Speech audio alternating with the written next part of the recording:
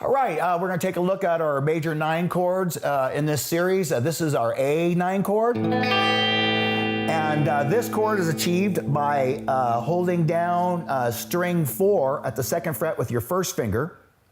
You're holding down string 3 at the 4th fret with your pinky.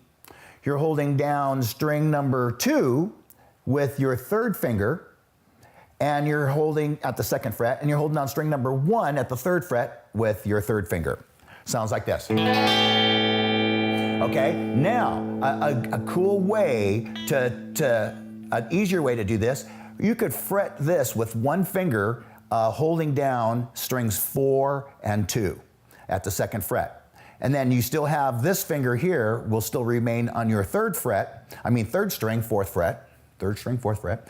And this finger here, your 3rd finger, will be on string 1, 3rd fret, okay? And so, once again, same sound, just a little bit easier to pull off right here. So there it is, here's your A9 chord. Have a great day, subscribe.